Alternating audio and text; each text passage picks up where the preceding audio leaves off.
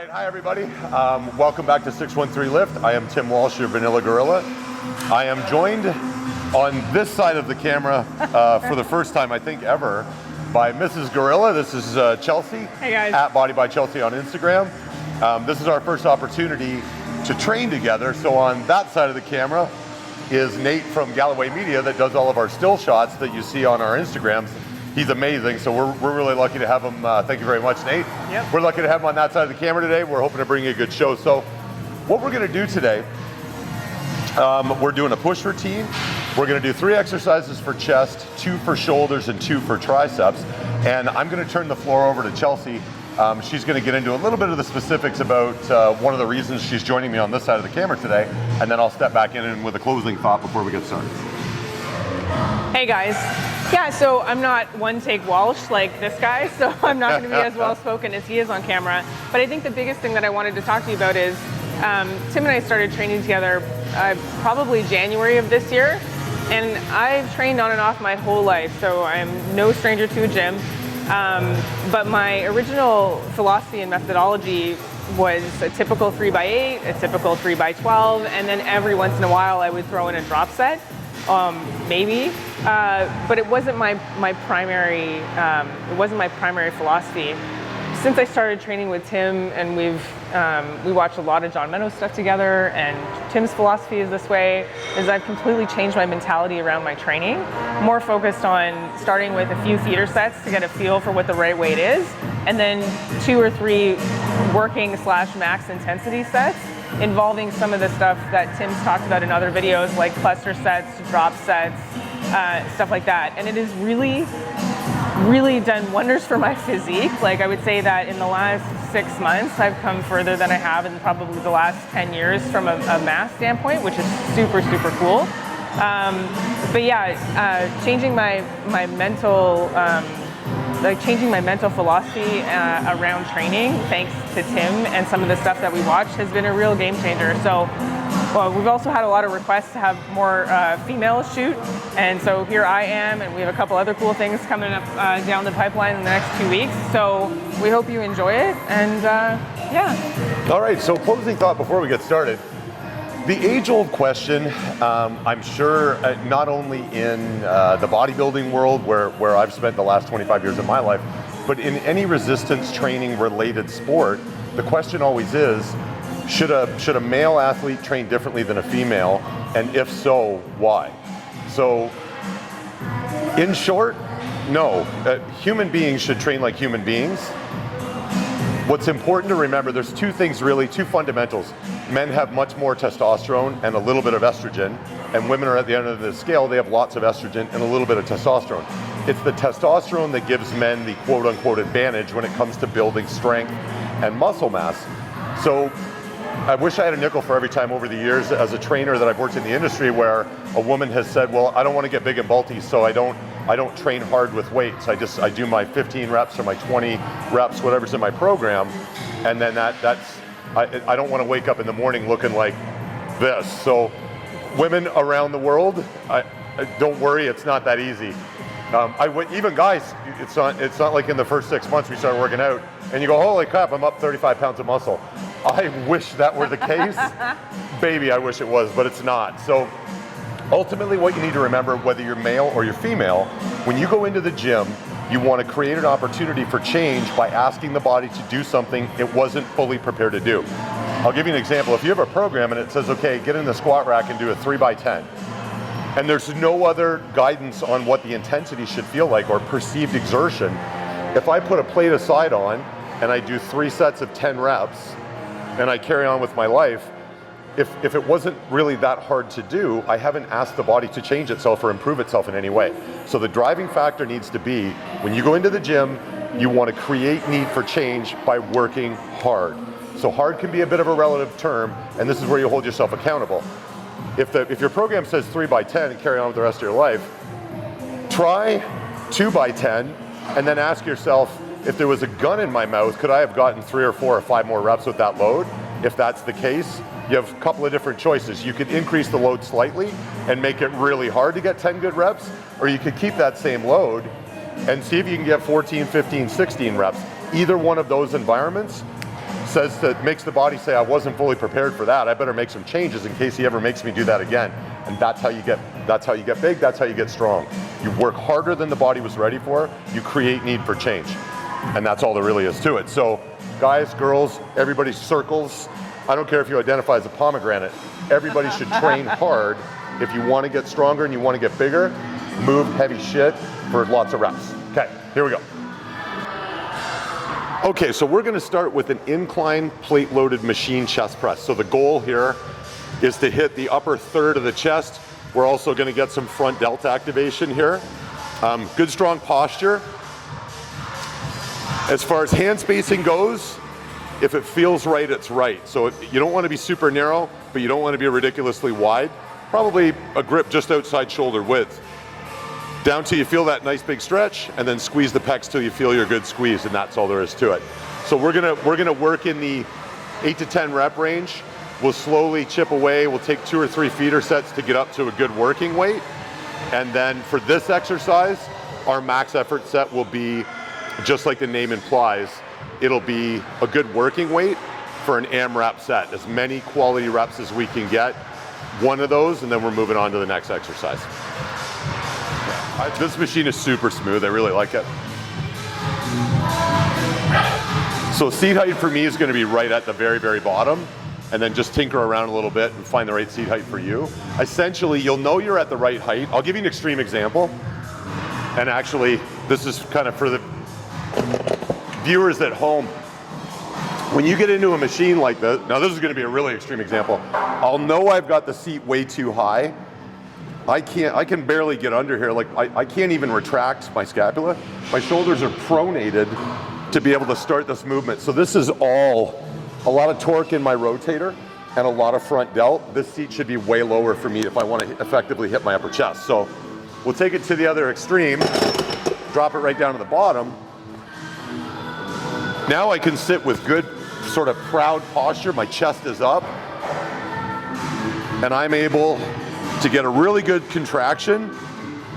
This is the bottom of the movement for me. As soon as you're at the point where the upper pec is fully stretched, I could technically go lower, but you can see I have to pronate my shoulders to accomplish that, so that's no good.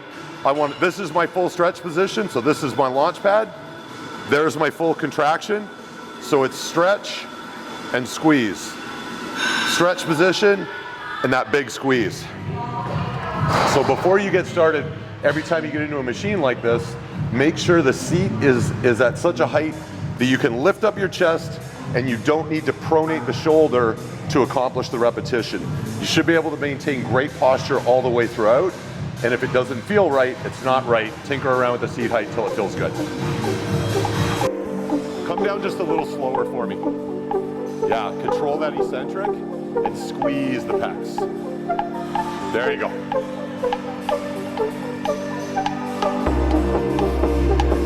This is pretty light. Pretty light? Yeah. Okay.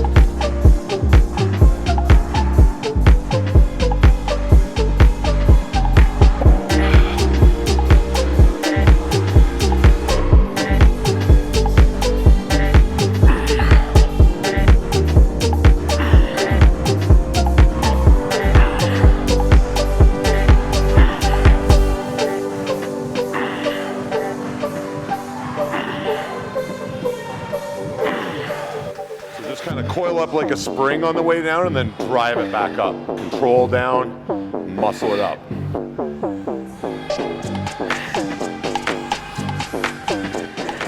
So we'll do one more 8-rep set.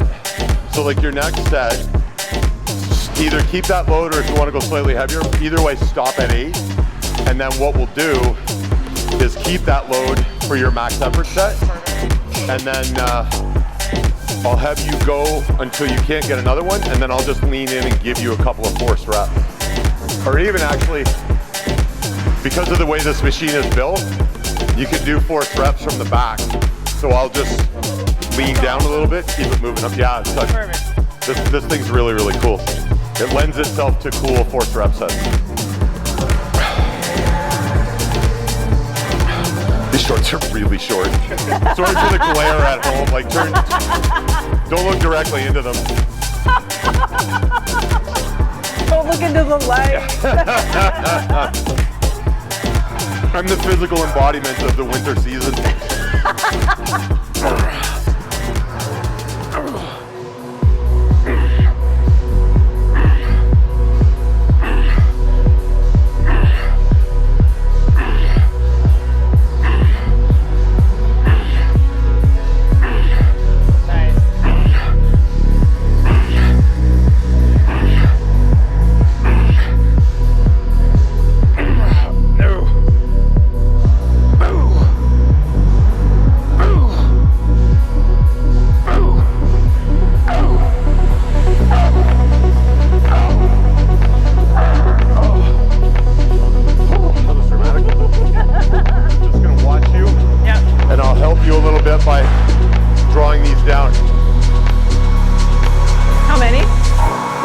You can get. Right. So as soon as you get to the point where you're starting to struggle, I'm gonna lean down on these and help you finish one, and then we'll get 3 together. All right. Okay?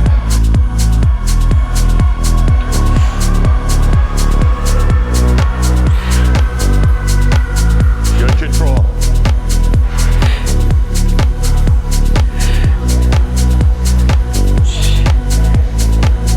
Nice and strong.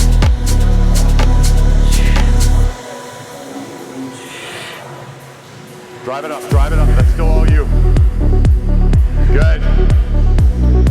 Up hard, good. Okay, now let's get 3 together. Squeeze, good. Drive it, good, again. Now come down as slow as you can. Control. Perfect. That was awesome, really nicely done, really nicely done. Okay, so moving on, exercise number 2 is going to be parallel bar assisted dips. See you there. Okay, so with the assisted dip, there's a couple of different ways to do these. One that makes the pec the prime mover, and another one that's more tricep dominant. So if you want to get more chest, what you do is just kind of push your butt back and tilt your torso on maybe a 45-degree angle, give or take a few degrees. That way, the prime mover is the pec. If I wanted more tricep, I would keep my body more vertical, and it would look more like this. So what I'm gonna show you is the chest dominant version. I'm gonna counterbalance enough of my own body weight so that I can control a good 8 to 10 reps. We'll do 2 feeder sets, and then our max effort set is gonna be a set to failure. Load reduction, so I'll be assisting myself a little bit more. Go to failure again, load reduction, failure again.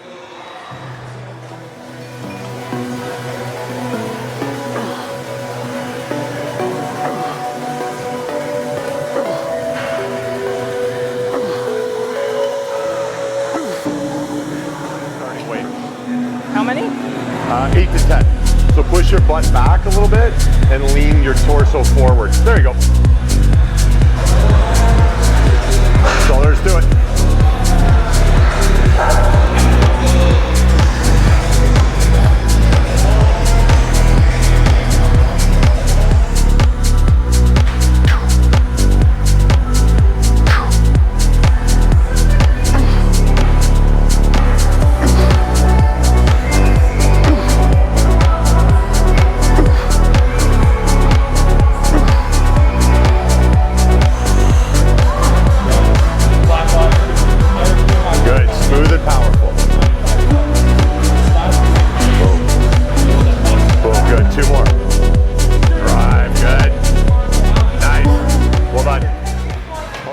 this is gonna be my last one. I'm gonna go to failure, offsetting my weight by 56.25 pounds. And then I'm gonna throw it in at probably 75 or 81.25, go to failure again, and then I'll throw it back in a couple of plates lower and go to failure again. So double load reduction, triple drop set, and then that's it, and we're moving on.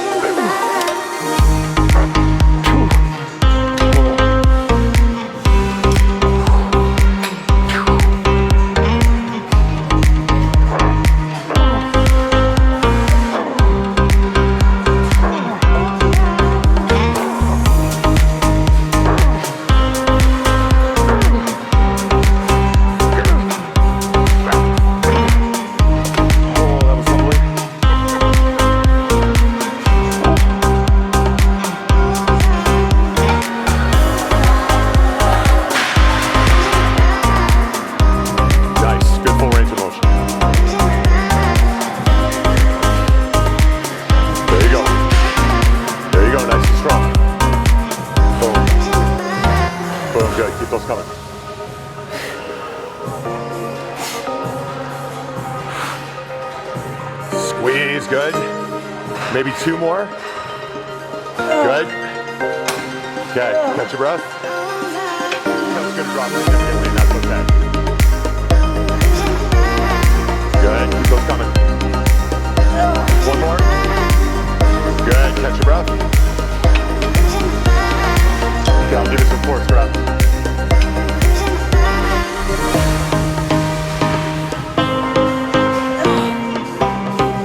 Deeper, I got you. There you go. Good.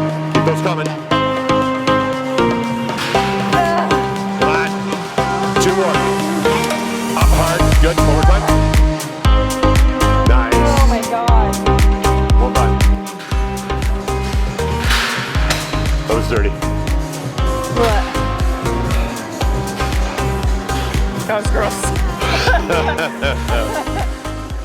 Okay, moving on to exercise number 3, which is going to be a low incline dumbbell press. We'll see you there. Okay, so exercise number 3 is going to be a low incline dumbbell press. And when I say low incline, I mean super low. I've got this on the first click up, so it's maybe like a 15 degree, maybe 15, 18 degrees. It's a slippery slope when you're doing incline presses.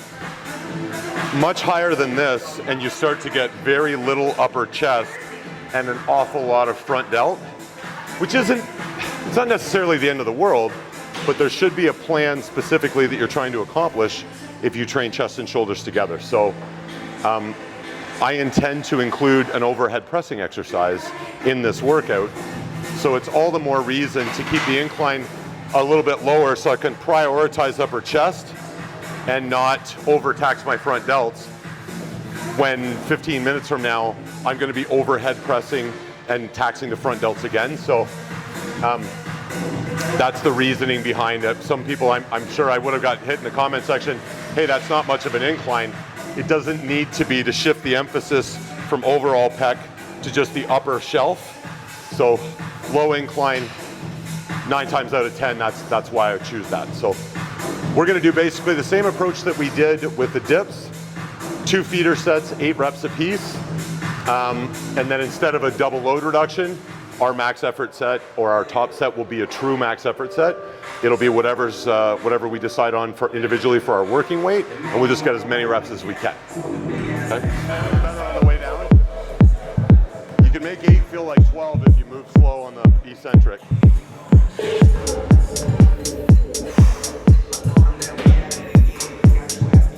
Nice and strong.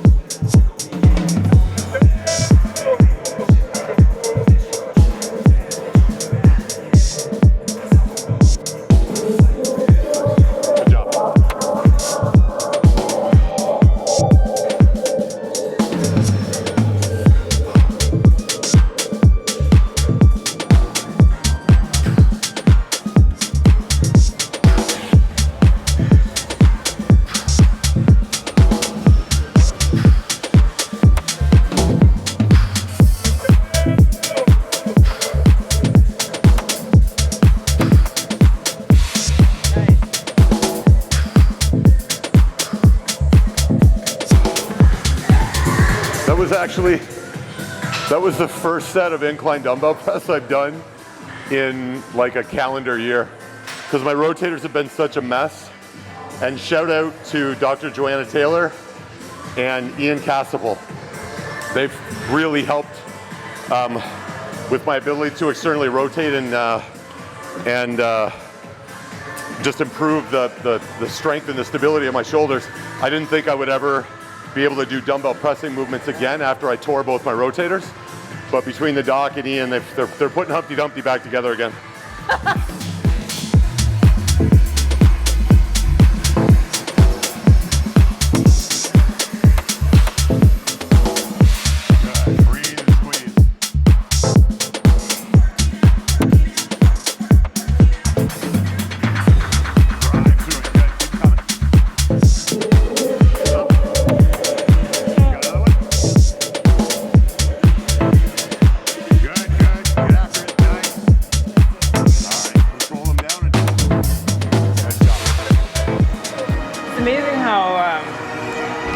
Depending on the day, right?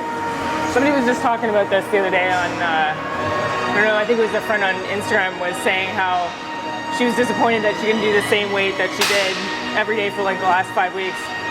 And I think it's important for people to remember that, and this is why the feeder set concept from John Meadows is amazing, because it doesn't matter what day it is in the gym, it doesn't matter what you're training. Like for instance, if you didn't sleep the night before, you're gonna perform differently than if you had an epic sleep and all your meals were bang on the day before. So like, try not to be so judgmental on yourself if you can't lift the exact same thing that you did last time. I got into that mental trap many, many times, and it killed my mood because I couldn't lift as much as I did the day before. Fuck it, it doesn't matter. What matters is consistency, and that the progression over time is in a positive direction. Yeah, I couldn't argue that. Like some days, so I don't keep a training logbook anymore. Yeah. I stopped years ago. Because if you, let's say I was going into the gym and I was going to deadlift, in the mindset of a bodybuilder, not a power lifter, powerlifters are numbers driven because the way that they measure their success is how many pounds did I move. It's a little bit different in the bodybuilding world. If I have deadlifts written into my programming and they're the fourth exercise on my pull day, if last time around, if my AMRAP set was 405 and I got 9 reps, and that was a really good environment, good sleep, yeah. My pre-workout meal was awesome, everything was great. If there's a day where I come in and the environment leading up to it wasn't perfect and I only got 6 reps, but I still got a dirty pump during that workout, there's still lots of success there. When I was 25 years old, I would immediately think I was a failure if I didn't move as many pounds as I did the workout before. But there's different metrics for success in my mind now, at least anyway. I'll just say the same thing about the training log. Like I used to be obsessed with either having my book with me or putting everything into my phone, which was great for a while. But after I kind of moved past that and into the bodybuilding is life mentality and like this is never going away, then it really on a day-to-day basis, it's pretty irrelevant if every time you look at that logbook and you have an off day, it kills your mood and then you don't feel like going to the gym. It's fucking useless. So anyways, I used to be obsessed with logbooks, not anymore. I'm more obsessed with the day and the intensity of the workout and how much can I get out of that exact moment. Yeah, if your metric for success is a dirty, dirty pump, yeah. And feeling like you won a street fight by the time you left the gym, that's achievable every time. I can go into the gym on no sleep and still beat myself up and have a smart workout, yeah. And still leave feeling successful. So that's good. Depending on your mindset, you can create an opportunity where it's impossible to fail, or you could create an opportunity where you're like, well, I'm worthless because I only got 9 reps with 100 pounds and the last time I got 11s. Yeah. Actually, a perfect example is me incline pressing 50-pound dumbbells, which I could literally do when I was 12. But here I am at 45, and if you had said to me, hey, Timmer, when I was 25, you were like, there's going to be a day when you're 45 years old, and you're going to be excited that you incline press 50-pound dumbbells, I would be like, well, you just put a bullet between my eyes right now because that's not a life I want, which would be silly because I fucking love my life. So here we go.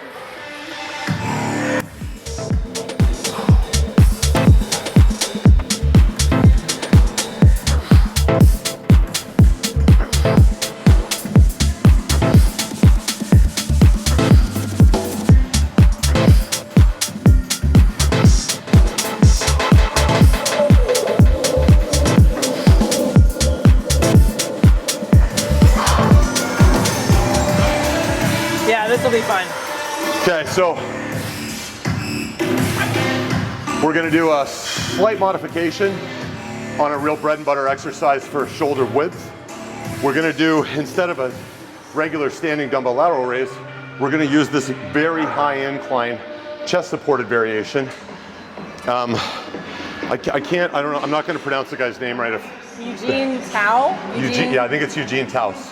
Super smart Australian dude that we follow on YouTube, that was working, actually in the video, he's working with John Meadows, and he showed John this variation that he really prefers because it does a couple of things. It helps put you in perfect positioning to get great medial delta activation, and it also helps to eliminate the swinging that can happen when you're freestanding, because if you hold yourself accountable and maintain good posture with your scapula, this movement just really nicely puts a lot of the heat into the medial delt, and just a teeny tiny bit you can feel it in the rear delt as well. So what ends up happening is, if you've got good medial delt development and good rear delt development, it gives sort of a nice full rounded look to the side and the back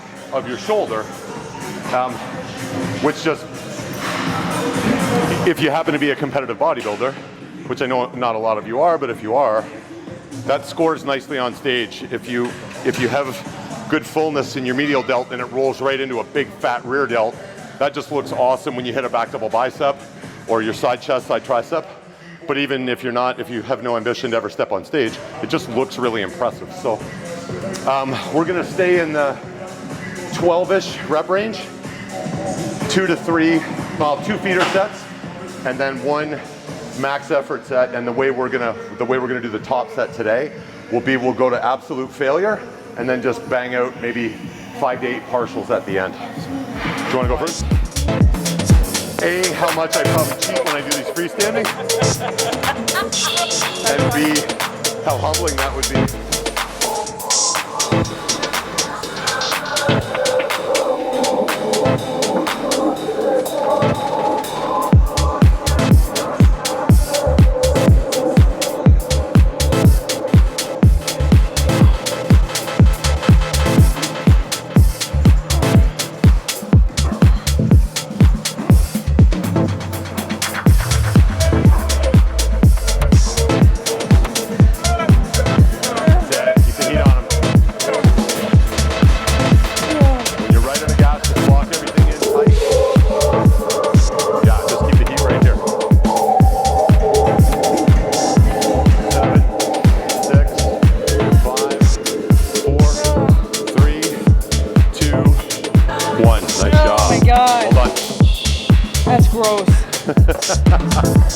Your attitude's gross.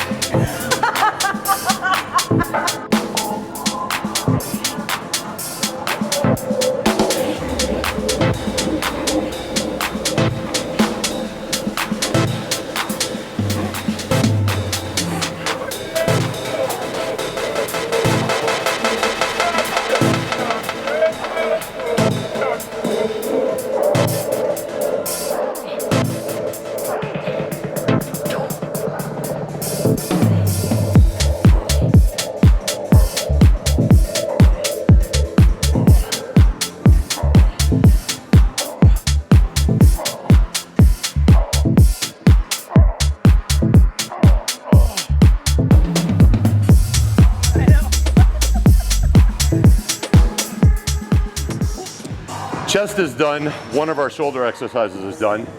The only other shoulder exercise is going to be an overhead dumbbell press. This is another exercise that I don't do with much regularity because my shoulders have been such a mess. But I'm getting back to the point now where I can start to overhead press relatively comfortably again. So some of you are probably going to be disappointed when you see all this muscle and relatively you don't see super heavy loads being moved. Get over it. That's just how I am. Sometimes I will collaborate. Actually, eventually I'll collaborate with the gentleman holding the camera, and then you'll see some really heavy shit get moved. But in the meantime, you're stuck with me and my broken shoulders. So we're gonna do just 2 straight sets, 10 to 12 reps of overhead dumbbell press, and then our top set will be a drop. So we'll go to failure, load reduction, go to failure again.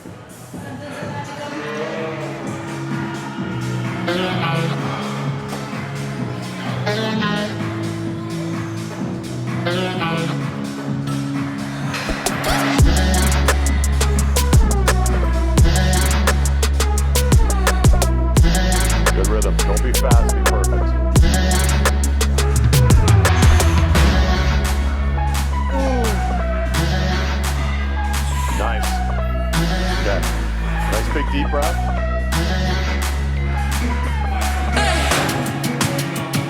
Slow it down, slow it way down on the center.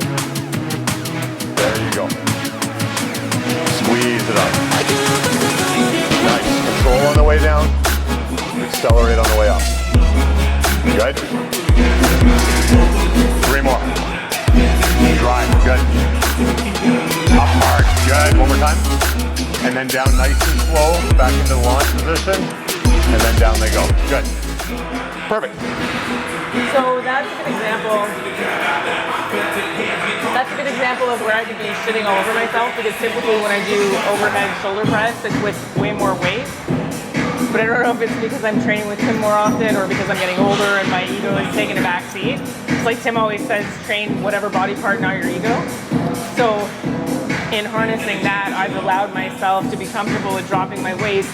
Like for instance, my right shoulder today feels kind of crunchy and not so great. Usually I would have a really hard time mentally with that, but now it doesn't matter. It doesn't matter anymore. It's all about, like I said earlier, in the moment and what feels right for the moment, and how can I get the most out of this movement to change my body the way that I want it to be.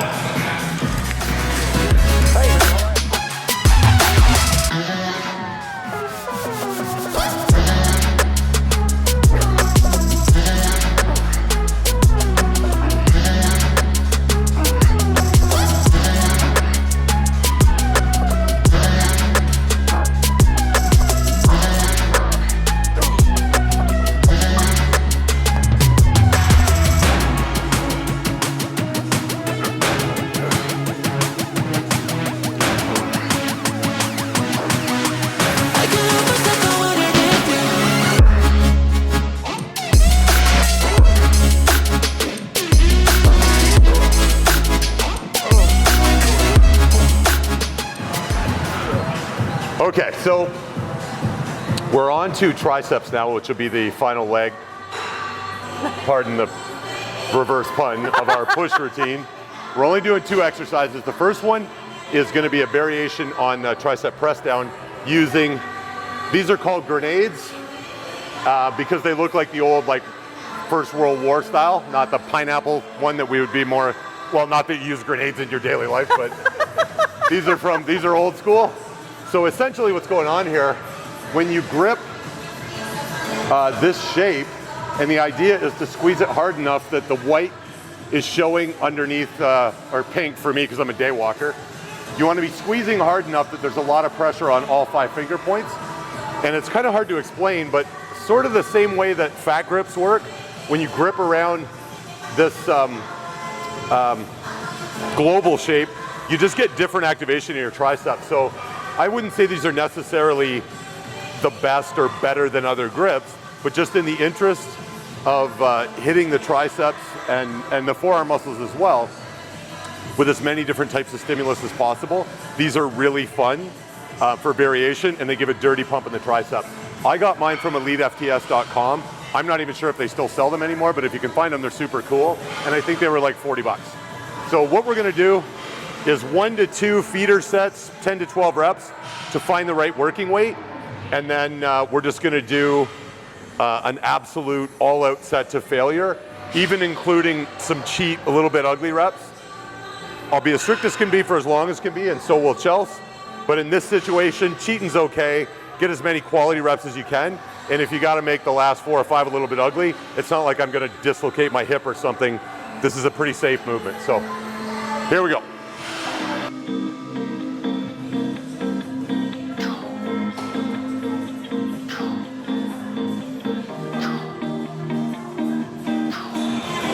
No amount of lighting is going to make my arms look like yours.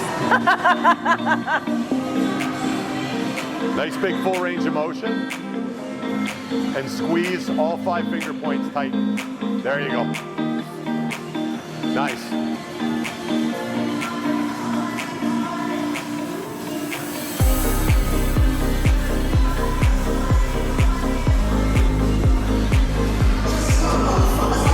Okay. The reps at the end of the set are going to be awful. If you just walked in and this was all you saw of me, you'd think that guy shouldn't even have a membership. Idiot. I'm going to get as many strict ones as I can, and then a whole bunch that just look like I've had some kind of an aneurysm. until I got nothing left.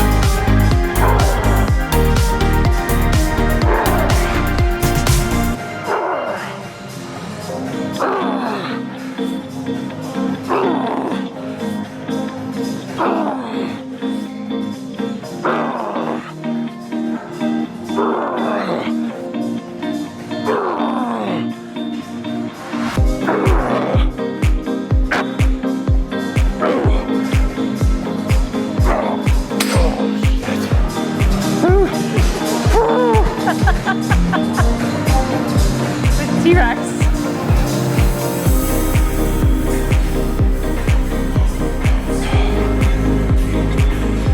There you go, big contractions, crusher contractions. Squeeze, good. Bend her to bend. Oh, wow. Here we go, from burns like hell, you're doing it right. Keep those coming. Good, let's go. Keep going, keep going. Squeeze, good. 5 more. Squeeze, good, again. Squeeze, 3 more now, you're 3 back. Squeeze, good, 2 more. Squeeze it, good, 1 more time. Well done. That was awesome. Okay, last exercise of the day and for triceps is gonna be a standard skull crusher. So, bar comes right down to whatever bridge of your nose or roughly the center of your forehead like the name implies. We're only gonna do 1 straight set each. We'll take an educated guess at what's gonna be a good working weight for about 10 reps. And then the next set, or the second set, will be to absolute failure plus some force reps. So I'll go first. I'll bang out my straight set of 10, Chelsea will do hers, and then we'll get right into the second one. I'll either keep this load or go up just slightly. I wanna, whenever I'm doing a max effort set that's just a straight load for as many reps as I can get, I wanna achieve failure somewhere in the 10 to 12-ish rep range, and then maybe have my training partner add on, depending on the exercise, if it lends itself to force reps, add on maybe another 2 to 3. If the load is so heavy that I can only get maybe 4 reps, it's not enough time under tension. It doesn't create the best environment for hypertrophy, which is muscle growth. It's a better environment for strength, but nobody ever says how much can you skull crush. It's not a 1 rep max exercise. So it's somewhere north of 10 and south of maybe 20 reps is where you want to live in that range for your max effort sets. Okay, there we go.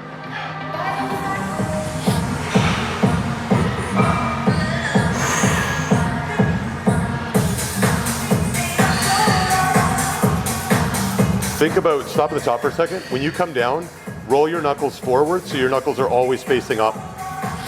Like this? Yep. Oh, that's Be so much stronger worse. at the wrist. That's so much worse. It's Like- harder on the triceps though, right? Yep. Okay. So keep those knuckles facing up. There you go, and just keep those coming. Oh my God. Come on, give me 2 more. Up, good. Ugh. Up, good. I'll take that. Oh my God, that modification. That creates a good teaching opportunity. Oh. I noticed when Chelsea was on her way down for the first couple of repetitions, her wrists were kind of broken back. So if you can imagine if I was laying on my back, her wrists were like this on the way down instead of like that. So if you keep that, so imagine you were arm wrestling, the reason guys lose is when they let the wrist break back like that, you can't generate any power. When the wrist is over, if I'm in this position, when I go to drive away, I can get innervation from all 3 tricep heads. When the wrist is broken back, it's hard to get the long head to really activate. So when you're doing your skull crushers, you want to make sure and pay close attention to my wrists on my next set. When I come down, my knuckles are facing directly away from me. The wrist isn't broken back where the knuckles are facing me. The same rule applies when you're doing a press down. You've got a lot more power and control in this position than you do like this. So strong wrist, 10 times out of 10. We don't want the wrist broken back when we're trying to get tricep activation.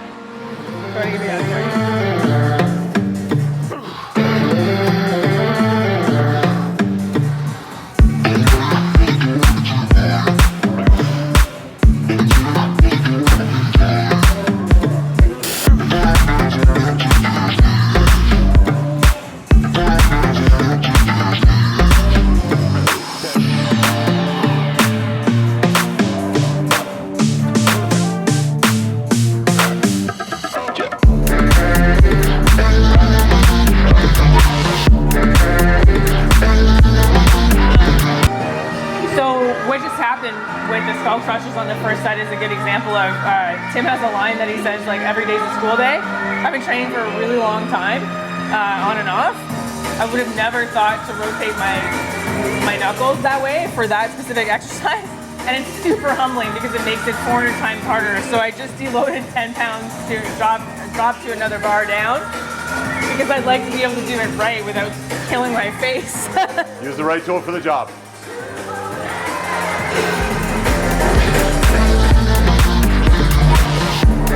Keep those knuckles up. And flex the triceps at the top.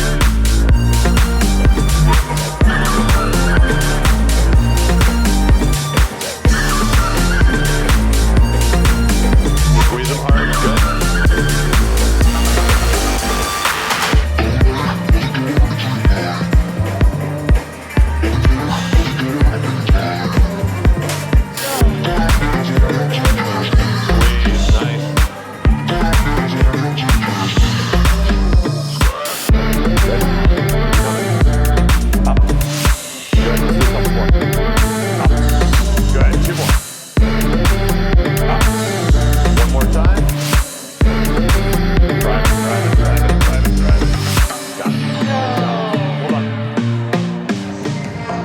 Okay, so that was chest, shoulders, and triceps with the Vanilla Gorilla and Mrs. Gorilla at Body by Chelsea.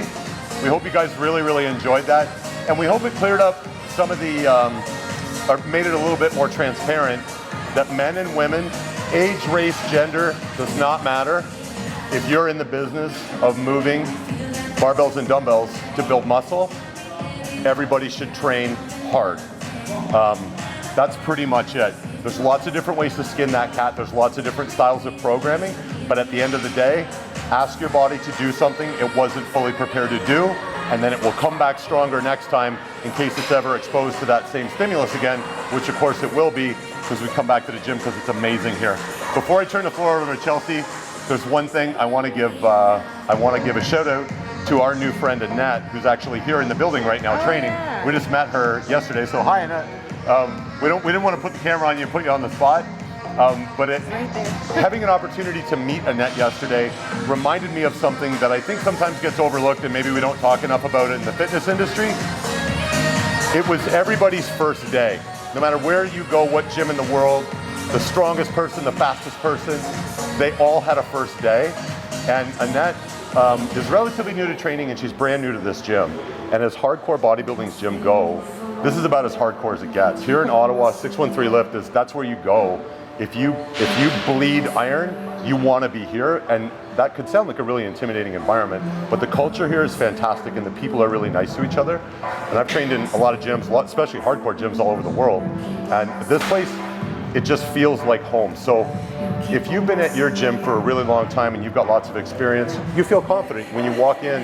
When I walk in here, it's like I'm walking into my living room. I know everybody, but not everybody else does. So if you get an opportunity to say hi to somebody new at your gym and make them feel welcome, never pass that up. The gym is one of the last places in the world where we can come and get away from all the crazy crap that's going on outside. So when you get an opportunity to make a new buddy, don't ever pass that up. Those opportunities are golden, and Annette It was an absolute pleasure to meet you. And if it's okay with you, we'll put you on the spot next time you're in here, but you're literally right over there. I'm looking at you right now, and it was really nice to meet you. So. Hey guys, it's Chelsea. Wow, that was, wow. Tim and I had such an awesome time. Super mega shout out to 613 Lift like usual. Today was an absolute blast. I said a bunch of stuff at the end, but unfortunately we had some mic issues, so it got cut off, but I'll make sure to cover it in another video. But all I want to say is I had a really great time, and I really hope that somebody somewhere out there gets something out of this. Part of the reason we started the YouTube channel was to educate and to maybe provide some content that you wouldn't have access to unless you had a personal trainer. So we really hope that all of you get something out of this video series. Please drop us a comment if there's something you'd like to see. As usual, you can find us at www.vanillagorillacrew.ca and on Instagram at vanillagorillacrew. Super big shout out to everybody who's bought merch so far. We've seen shirts in the gym and it's the coolest thing ever. We really hope that you guys grab some stuff that you like and rock it all over the place and tell other people about us. That's the only way our channel's going to grow. Thanks so much, guys, and we'll see you on the flip.